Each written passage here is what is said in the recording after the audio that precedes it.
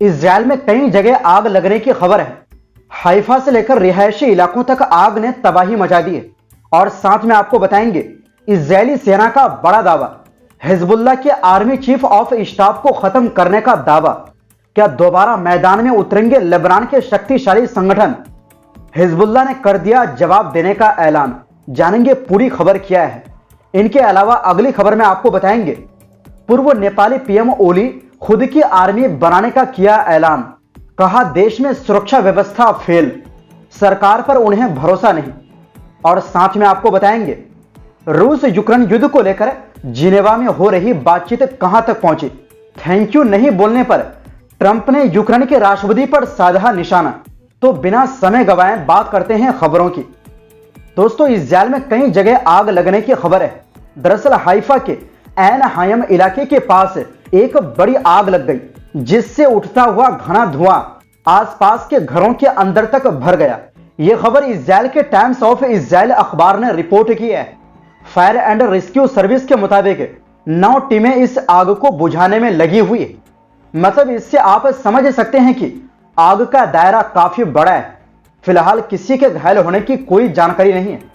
अखबार के मुताबिक ये आग ऐसे समय में लगी है जब पूरे देश में मौसम सामान्य से ज्यादा गर्म और सूखा है। रिपोर्ट के मुताबिक तटीय इलाकों में नवंबर के महीने का पिछले 77 साल का सबसे गर्म दिन दर्ज किया गया। और इसी तरह की गर्मी और सूखे हालात ने आग को और फैलने में मदद की। मतलब जहां हम लोग भारत में और दुनिया के और भी हिस्से में ठंड की शुरुआत हो गई है, तो इजराइल में अभी भी भीषण गर्मी है। क्योंकि इससे एक दिन पहले ही एक अस्पताल में भी इजराइल में आग लगी थी और जिसके कारण हॉस्पिटल कुछ समय के लिए खाली करना पड़ा था। यही नहीं, एक अजीब तरह की घटना इजराइल में घटी है। हाइफा के एन हायम इलाके में लगी आग के साथ साथ नेवे शानान के निसन बाउन स्ट्रीट पर एक रिहायशी इमारत में भी आग भड़क गई। जब फायर ब्रिगेड मौके पर पहुंची तो उन्होंने देखा कि बिल्डिंग के पास एक कार जल रही थी और उसी कार से आग लॉन्ड्री एरिया तक फैल गई थी। धुआं बिल्डिंग के कई फ्लैटों में भर गया था। फायर टीमों ने पूरा इलाका चेक करके ये पक्का कर लिया कि अंदर और कोई फंसा नहीं है और ना ही कहीं और आग लगी है। जो अधिकारी आग जांच करने पहुंचे उन्होंने बताया कि यह जानबूझकर लगाई गई आग है। किसी ने कार पर ज्वलनशील पदार्थ डालकर उसे जलाया था। वहीं दूसरी ओर दोस्तों, इजरायली सेना ने दावा किया है कि उसने लेबनान की राजधानी बेरूत में हिजबुल्लाह के chief of staff Ali Tabatabai को निशाना बनाया। जबकि नवंबर 2024 से संघर्ष विराम लागू है और इसके बाद भी इजरायल का हमला जारी है। दरअसल प्रधानमंत्री बेंजामिन नेतन्याहू के दफ्तर ने कहा कि यह हमला बेरूत के दिल में किया गया और तबातबाई पर हिजबुल्लाह की सैन्य तैयारी और हथियार बढ़ाने की जिम्मेदारी होने का आरोप लगाया। नेतन्याहू ने बताया कि यह हमला रक्षा मंत्री इजराइल काट्ज और चीफ ऑफ स्टाफ इयाल जमीर की सिफारिश पर किया गया।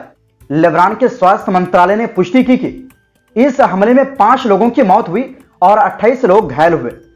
इजराइल के सरकारी ब्रॉडकास्टर कान ने कहा कि इजराइल ने हमला करने से पहले अमेरिका को इसकी जानकारी दी थी। हालांकि अमेरिका के एक अधिकारी ने चैनल 12 को बताया कि इजराइल ने पहले से सूचित नहीं किया, बल्कि हमला होने के बाद जानकारी दी। उस अधिकारी ने कहा कि वाशिंगटन को पता था कि इजराइल लेबनान में अपने हमले बढ़ाने वाला है, लेकिन ना समय पता था और ना ही लक्ष्य। चैनल 12 के मुताबिक इजराइल ने युद्ध के दौरान तबातबाई को मारने की पहले भी 2 कोशिशें की थी। वहीं हिजबुल्लाह की राजनीतिक परिषद के डिप्टी हेड महमूद कोमती ने पुष्टि की कि एक महत्वपूर्ण सैन्य नेता को निशाना बनाया गया है, लेकिन नाम बताने से इनकार किया। कोमती ने दक्षिणी बेरूत के हारत हरेक इलाके में हमले की जगह का दौरा करते हुए कहा कि यह हमला एक लाल रेखा पार करने जैसा है और इससे पूरे लेबनान के खिलाफ बड़ा टकराव शुरू हो सकता है। उन्होंने कहा कि हिजबुल्लाह की लीडरशिप इस हमले का जवाब कैसे देना है इस पर विचार करेगी।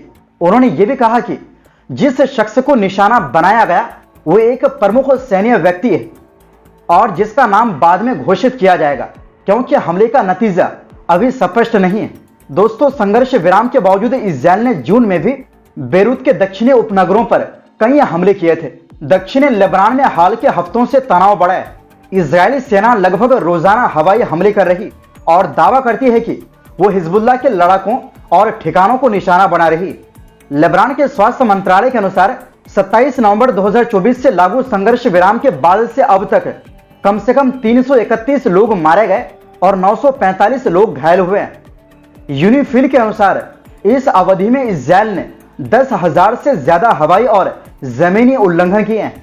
दोस्तों, अब यह देखना महत्वपूर्ण है कि अगर यह हिजबुल्लाह के चीफ ऑफ स्टाफ है तो, यानी मरने वाले कमांडर में हिजबुल्लाह के चीफ ऑफ स्टाफ है तो फिर हिजबुल्लाह की तरफ से भी जवाबी कार्रवाई देखने को मिल सकती है। लेकिन यह कैसी कार्रवाई होगी यह तो आने वाला वक्त ही बताएगा। वहीं दूसरी ओर दोस्तों, नेपाल तो छोटा सा ही देश है, लेकिन अब अंदर से टूटने की कगार पर लग रहा है, क्योंकि मामला ही कुछ ऐसा है। दरअसल नेपाल के पूर्व प्रधानमंत्री केपी शर्मा ओली ने खुद की आर्मी बनाने का फैसला किया है। उन्होंने घोषणा की है कि उनकी पार्टी सीपीएन यूएमएल के लिए एक security force national volunteer service बनाई जाएगी। ओली ने कहा कि देश में सुरक्षा व्यवस्था लगातार बिगड़ रही है। उन्होंने सरकार पर लोगों, मीडिया और पेशेवरों की सुरक्षा करने में नाकाम रहने का आरोप लगाया है। ओली ने कहा कि अब उनकी पार्टी खुद आगे बढ़कर सुरक्षा की जिम्मेदारी संभालेगी। सितंबर में जेएनजेड प्रदर्शनों के बाद ओली को पीएम पद से इस्तीफा देना पड़ा था। इसके बाद से यूएमएल कार्यकर्ताओं और युवा समूहों के बीच कई जगह झड़पें हो चुकी है। पिछले हफ्ते साउथ नेपाल में यूएमएल की रैली के तुरंत बाद जेएनजेड ग्रुप और यूएमएल कार्यकर्ता आमने सामने आ गए थे। इसके बाद 2 दिन तक हिंसा हुई।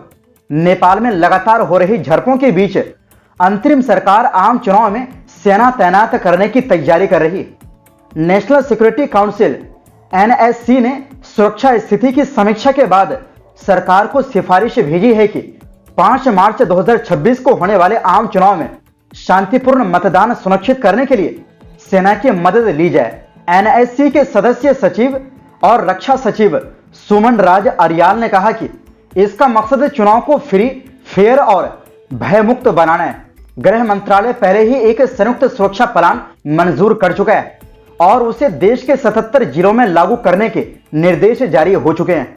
वहीं दूसरी ओर दोस्तों, रूस यूक्रेन युद्ध पर नई बातचीत के लिए अमेरिका, यूक्रेन और उसके यूरोपीय सहयोगियों के प्रतिनिधि मंडल की रविवार को जेनेवा में बैठक हुई। यूक्रेनी राष्ट्रपति जेलेंस्की के ऑफिस के हेड एंड्री यर्मक के मुताबिक पहली मीटिंग यूक्रेनी और यूरोपीय प्रतिनिधि मंडल के बीच हुई। उन्होंने इस मीटिंग को बहुत रचनात्मक बताया। दूसरी मीटिंग अमेरिकी प्रतिनिधि मंडल के साथ हुई। अमेरिकी प्रतिनिधि मंडल ने मीटिंग पर कोई टिप्पणी नहीं की। वहीं यूक्रेनी प्रतिनिधि मंडल ने कहा कि बातचीत अच्छी चल रही है।